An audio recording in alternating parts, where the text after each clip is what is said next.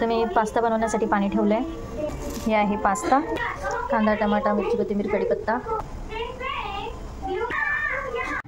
तर इथे मी पाणी उकळून घेतले, त्यामध्ये पास्ता टाकला छान, आणि पास्ता टाकल्यानंतरला चांगलं त्याला उकळून दिलं. आणि पास्ता शिजल्यानंतरला मी गाळून घेतला पूर्णपणे आणि कढईमध्ये तेल टाकलं. तेल थोडंसं गरम होऊन दिलं व्यवस्थित, गॅस ऑन करून. आणि तेल गरम झाल्यानंतर कढीपत्ता टाकला त्यामध्ये, आणि कढीपत्त्याला चांगली फोडणी आल्यानंतर मग मी त्यामध्ये कांदा टाकून दिला. आणि कांदासुद्धा मग छानपैकी मिक्स करून घेतला, शिजवून घेतला. हे बघा पूर्णपणे मिक्स केला आहे कांदासुद्धा. तर अशा प्रकारे कांद्याला मिक्स करून घेतले पूर्ण. आणि कांदा मिक्स झाल्यानंतरला पूर्ण सॉफ्ट झाल्यानंतरला त्यामध्ये मी टमाटो टाकून दिलेत, आणि टमाटोसुद्धा पूर्ण मिक्स करून घेतलेत.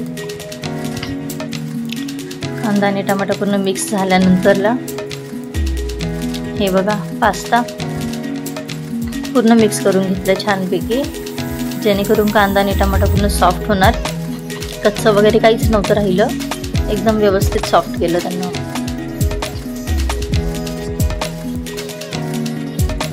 आणि हे बघा पूर्ण सॉफ्ट झाल्यानंतर मी त्यामध्ये हळद टाकली, आणि हळद टाकून त्यानंतर मी त्याच्यामध्ये पास्ता मसाला टाकला.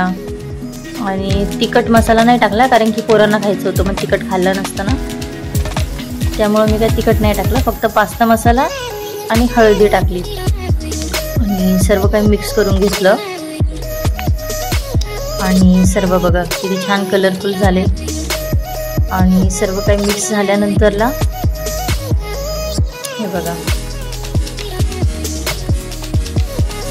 पूर्ण शिजल्यानंतरला त्यामध्ये मग मी पास्ता टाकून दिला. सर्व जेवढा पास्ता होता सर्व मी त्यामध्ये टाकला, आणि पूर्णपणे मिक्स करून घेतलं सर्व. आणि हळद हे टाकलं, मीठ टाकलं त्यामध्ये चवीनुसार, आणि सर्व काही मिक्स करून घेतलं मग, जेणेकरून हळद, पास्ता मसाला, सर्व काही कांदा टमाटा त्यामध्ये एक्झॉर्ब होईल. हे बघा सर्व मिक्स करून घेतलं. किती छान वाटतोय पास्ता बघा, एक एक पीस पूर्णपणे व्यवस्थित आणि छानपैकी वेगळा पडलाय. हे बघा छान झालं एकदम पास्ता. पूर्ण मिक्स करून घेतला मी, पूर्ण मिक्स केला, जेणेकरून लागायला नको खाली. आणि त्यानंतरला मग मी कोथिंबीर टाकून दिली. कोथिंबीर आवडते मला, कोथिंबीर बारीक कट केली आणि मग त्यामध्ये टाकून दिली मी. आणि सर्व काही मिक्स केलं, आणि मिक्स केल्यानंतरला मग मी वाफेवर ठेवून दिलेलं होतं ते. आणि नंतरला मग 5-10 मिनिटांनी मुलांना मी दिलं काढून. तर हे बघा पोरं खात आहेत इथे छान पास्ता. आणि आर्यनची चालली तर मस्ती. आर्यनला वाटलं त्याला देणार नाही आहे कोणी, त्यामुळं तो नको म्हणतोय खायला आणि रुसलाय. पण पोरांना खूप आवडला पास्ता, आणि सर्वांनी खाल्लं. मला तर वाटलं की त्यांना कमी पडलं, ते जास्त बनवलं पाहिजे होतं.